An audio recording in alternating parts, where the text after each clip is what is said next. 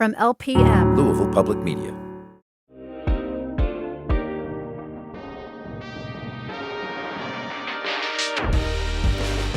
Welcome to On Track. I'm Aisha Jaffer. Grab your best and biggest hat, shine those shoes, and ready your finest glasses for some incoming mint juleps because the Kentucky Derby season is just about to begin.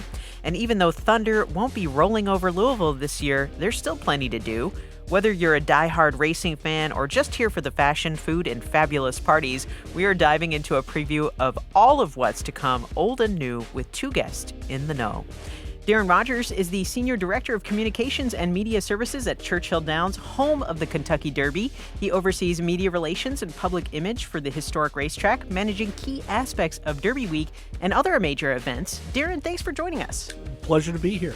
And also with us today is Heather Watson, a Kentucky-based writer and editor specializing in spirits, food, entertainment, and travel. She founded herkentucky.com in 2011, a lifestyle blog celebrating books, bourbon, and bluegrass culture.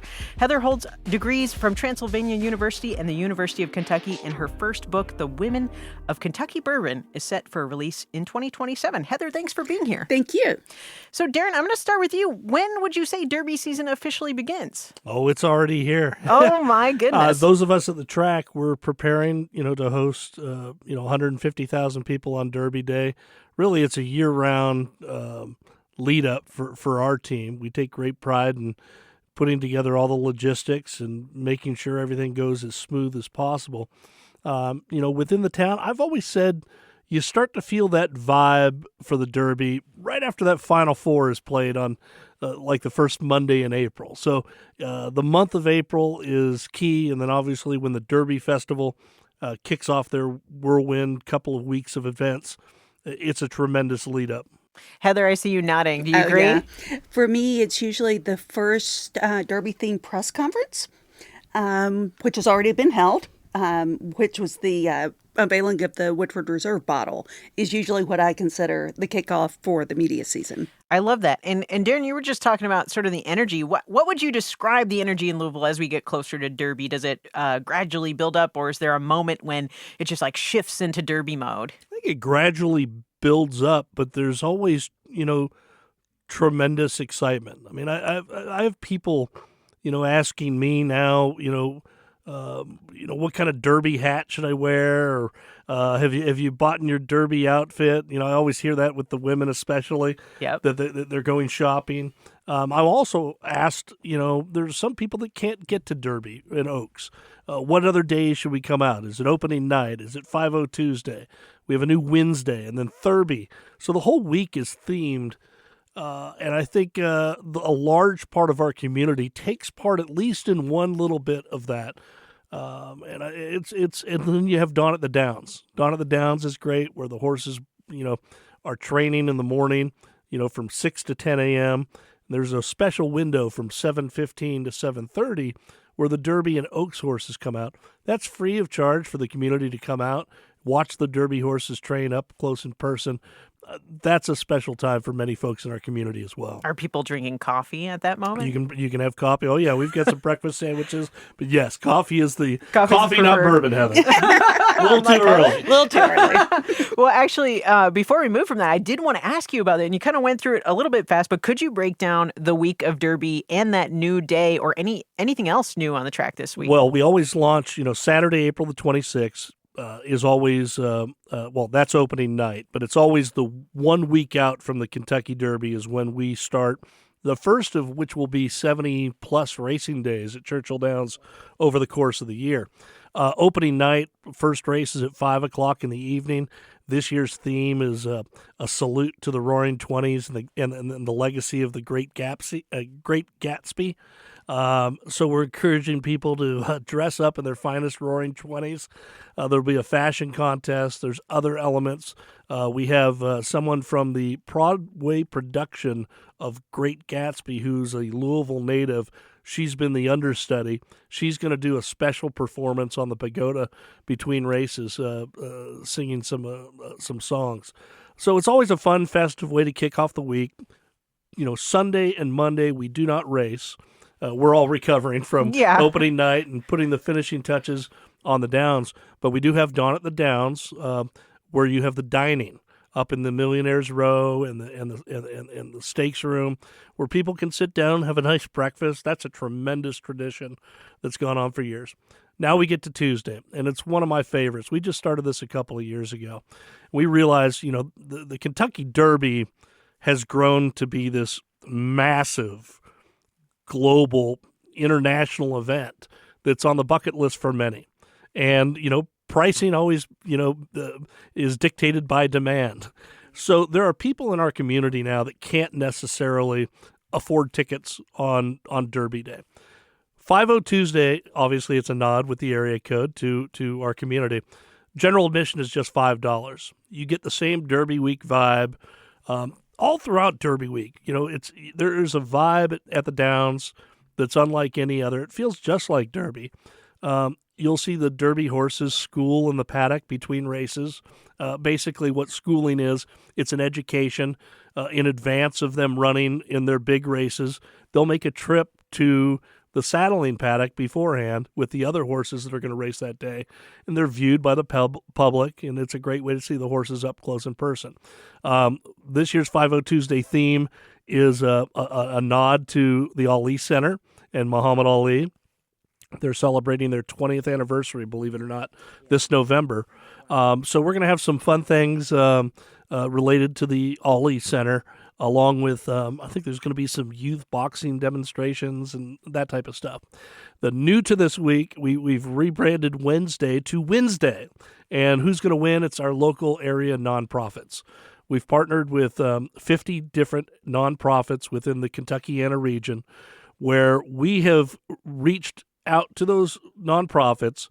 They in turn are selling, they have a unique link to purchase box seats on Wednesday, and Churchill Downs will donate $5 to that organization for every box seat they sell on Wednesday. Thurby is a celebration of all things Kentucky, bourbon, bluegrass, the horses. That's always, Thursday's always been kind of big. But when we rebranded Thurby, probably about 10 years ago, I would say, just giving it that catchy name has made this event grow. We had 60,000 people out there on Thursday of Derby Week. Just to put that in perspective, back in 1980, the attendance for the Kentucky Oaks, when it was known as Locals Day, the Kentucky Oaks attendance was 50,000 people. Wow. And Thurby is now 60,000. All it takes is a name. It does. Sometimes that, and just the whole event has grown to be like a week-long festival as opposed to just one day on the first Saturday in May. Yeah. And then Oaks Day, Oaks Day has its theme with it's a nod to the Phillies. It's the Kentucky Oaks is the most lucrative race now in the world for 3-year-old fillies. It's the sister race to the Derby. And, we celebrate all things, women's organizations, raise awareness for breast and ovarian cancer. We have the Survivors Parade. We encourage everyone to dress in pink. And it's just been a tremendous day that's grown to be enormous in the last 10 to 15 years. Yeah, and then, of course, you've got the Derby. Oh, and then there's the Derby. And then, of course. Well, the first Saturday in May, it's... people often ask me what makes the Derby so special, and I just want to talk about it from a sporting event. I think what makes it most unique is the horse. It's restricted to 3-year-olds, so the horse only has one opportunity to be dressed with the garland of roses around their shoulders after crossing the wire. And you have about 20,000 thoroughbreds born each year, so you have a generational crop, of which about half make it to the races by the time the Derby's run. And then we run a series of qualifying races, about 35, 36 races, where horses accrue points by finishing in the top 5 positions. And that helps determine the top 20. Just think about that. We started with 20,000, and these are the best 20 on the first Saturday in May. And unlike a Michael Jordan, who might, fall short in the NBA Finals for 2 or 3 years before he wears his first ring, that horse only gets one shot. Now, the jockeys, the trainers, the owners, they get a shot at redemption, but the horse does not. And I think that's what's, from a sporting aspect, has made the Derby so special. And then you have, the slice of Americana with all of its traditions. The Derby now is the last I heard was a $400 million economic impact to the community. And I think that's probably a little light, to be honest with you, because that's not really that was done a few years ago, and it's not taken into the fact that now we have this week-long festival where people are coming in earlier to town.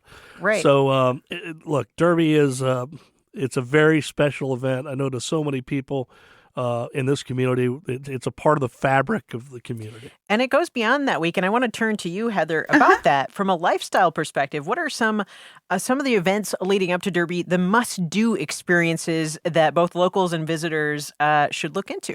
You know, what I love about Derby so much is, yes, it's a day. Yes, it's a week. But honestly, it's a month-long celebration. And it's such a signature event for Kentucky, for Louisville. Mm-hmm. You think about New Orleans has Mardi Gras. Chicago has St. Patrick's Day. We have a carnival that lasts a month. Yes. There are so many events that you can go to. You can find so many breakfasts, teas, local organizations hosting charity events. There is something for everyone's interest. Mini marathon. You know, I have no interest in running a mini marathon, but some people do. I think you can't miss those. I think you have to go shopping for a hat, even if it's just to watch the race at home. Well, I heard there's Derby parties, right? Oh, all kinds of them. Yeah, so that's a big part of the culture as well. It's a huge part of the culture. There's people having breakfasts at home, brunches to watch Oaks. Mm-hmm. There's people having, you know, as big events versus small events, you know, the huge ticketed parties, but people just having watch parties at home. You can find pretty much anything you want. What about the lesser known things? What are some like quirky traditions, Derby traditions that people might not know about? I know my producer keeps telling me about this mattress race. The bed races. The bed races. You know, the Kentucky Derby Festival has all of those events. They have the bed races. They have the Run for the Rosé. With rosé? What? It's a competition for servers, restaurant servers around town, where they run while holding their tray with a glass of wine, make sure it doesn't spill. That's incredible. Yes, there's a Taste of Derby Festival where you can sample foods from local restaurants. And again, there's mini marathon. Isn't there a soccer event this year? I think there is, and I know there's a golf scramble. So you can literally take part in anything. You can go to the Pegasus parade. Mm-hmm. So it does. It gives you so many different interests. I think there's a children's brunch. I think there's a lot of races too, right? There's like a steamboat race, and then I heard about this rubber duck situation, the Kentucky Derby. Kentucky Derby. So there's a lot going on. Is there anything new that either of you are aware of as part of the lead up? I'd have to ask the Kentucky Derby Festival is a lot of people don't realize this, by the way. Separate. The Kentucky Derby Festival is completely separate from Churchill Downs. That's been going on since the 1950s. It starts with the parade. They have a tremendous group of individuals who are always looking to create new events that the community will enjoy. The Pegasus parade is always a highlight on the week. I think you're right on it. You need to attend the bed races. The bed races over at Broadbent Arena. I think it's held on Monday night of Derby week traditionally. It is a sight to be seen. The night that people most need sleep. Well, correct. Yeah, that's your catch your breath night. And there are also the ticketed galas, things like Unbridled Eve. So if you can get tickets to one of those, that's wonderful as well. And those bring in, beyond the economic impact to our city, there's so much economic impact for charity. So there's a lot going on in the lead up. So the Kentucky Derby Festival kind of leading up, and it seems like the community just gets really involved. And then the week, obviously, is full of tradition and full of all these different, unique days. I have to ask, is there any parts of Derby tradition that people who are new to the Derby should be aware of? Like you mentioned, the garland of roses. Well, wear your pink on Friday, number one. That's the first thing if you're coming out for Oaks Day. Don't be caught without pink. You can get away with anything on Derby Day. You can get away with anything the rest of the week. You'll see people on opening night dressed like it's Derby Day. You'll see people on Tuesday dressed like it's Derby Day. This is their Derby. Every day is Derby Day. You can be, and you mentioned it with the parties. We've had, I believe the number, if my memory is correct, we documented more than 4,000 parties around the country that directly utilized our services at KentuckyDerby.com, where you have, you've got your own party favors that are unique to the event. You can order programs and have them delivered to your house. These take place not only all over the United States, but through our road to the Kentucky Derby with How Horses Qualify, we've grown this globally. There's a presence in Europe. There's now the race goes off about midnight, so I'm sure they're having fun at the pub. Oh yeah, about that time, and then also in Japan as well. We've had a tremendous interest from the Japanese. Now the race goes off at about 6 or 7 a.m. in the morning. They wagered $9 million last year. Wow. With the race going off at 6 or 7 o'clock in the morning, and so there's a tremendous interest all over the place. But people can find a way. I mean, the traditions where you have to wear a hat. Yeah. Wear a hat, and if you're a female, you can get away with the fascinator as well. Mm-hmm. I would, everybody loves singing the state song, "My Old Kentucky Home," as the horses come onto the track. That is something that the crowd obviously looks forward to every year. It's a meaningful moment to me for someone who, I'm a native of California, but representing this event. I mean, as an employee of Churchill Downs, we're kind of a steward of this 150-year race and tradition and where it is today. I'm fortunate enough to manage the post-race winner's circle ceremonies in the Kentucky Derby winner's circle. So I'm on the turf course in front of the pagoda where Steve Buttleman blows the call of the post. The crowd sings "My Old Kentucky Home" to you. And that is a spine-tingling moment and an emotional moment for many within our community. That's beautiful. Well, we'll be back in a minute. You're on track with Louisville Public Media.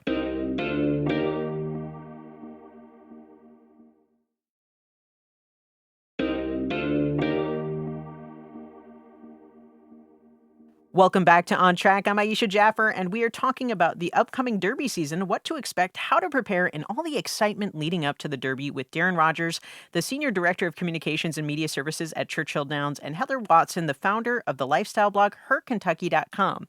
Now, we were talking a little bit about fashion and etiquette.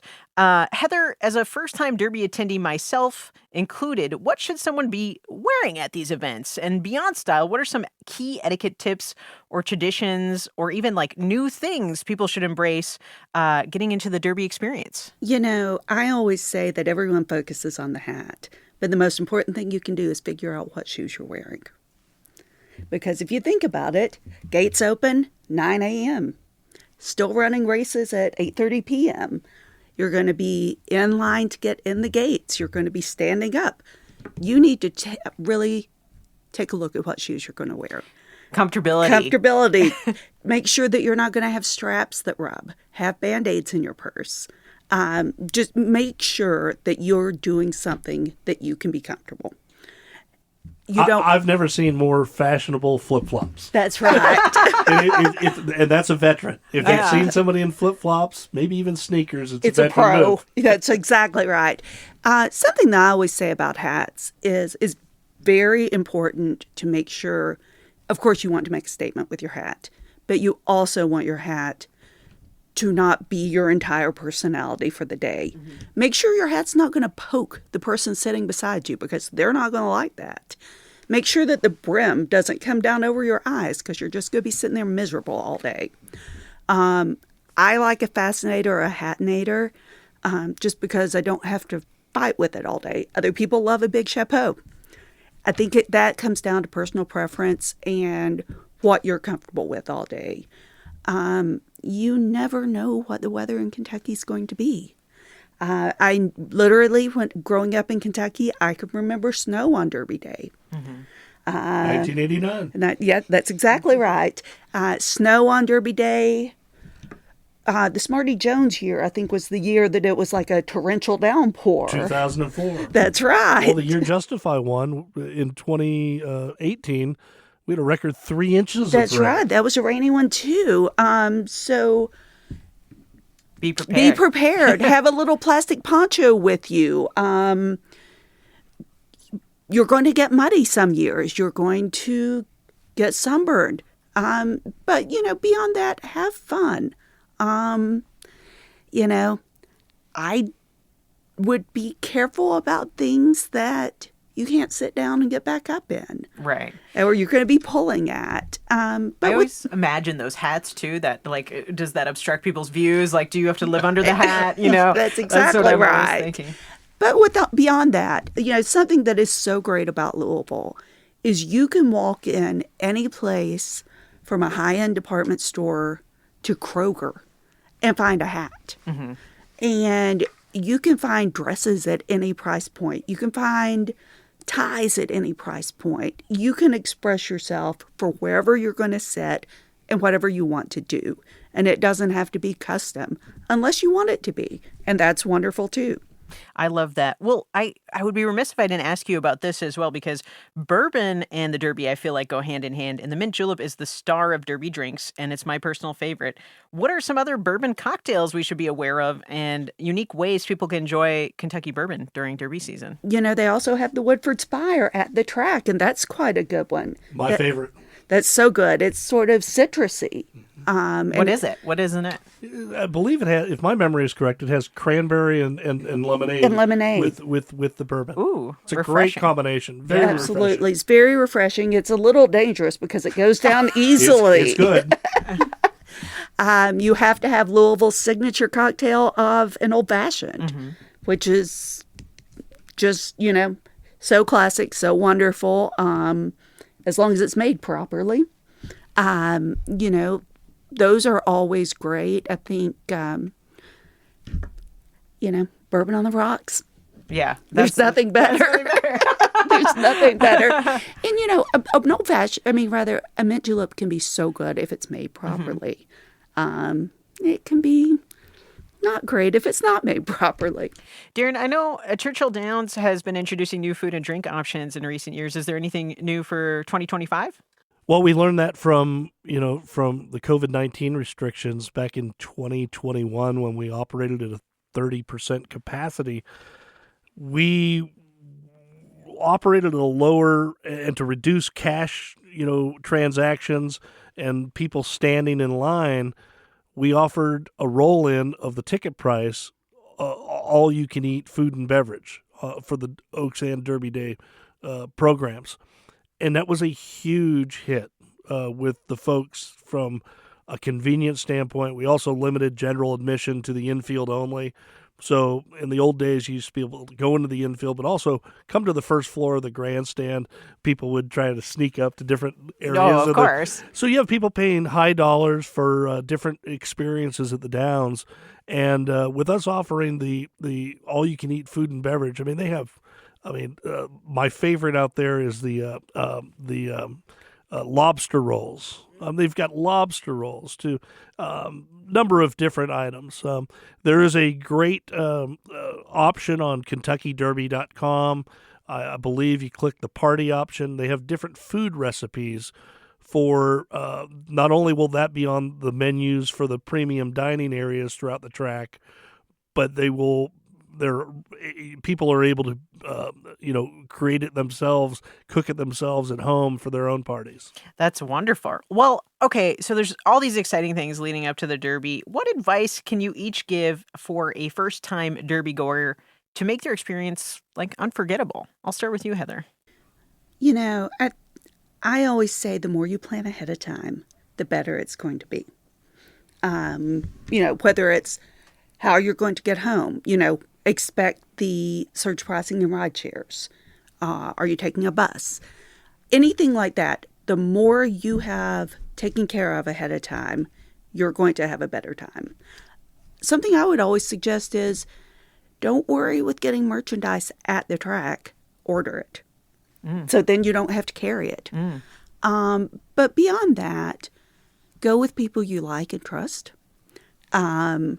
Study the racing form ahead of time so you know where your bets are going. Take more cash than you think you're going to need to. And just go with the intent that this is a once-in-a-lifetime experience. You only get a first Derby once. Darren? Well, Heather said it best. I mean, plan in advance as best you can to know that, you have 150,000 people on hand.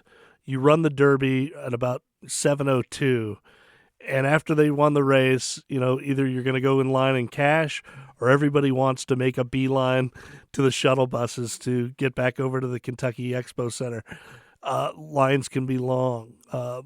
We do a tremendous job in working with, Louisville Metro Police Department on traffic control. But in reality, there's going to be waits. Be patient from time to time.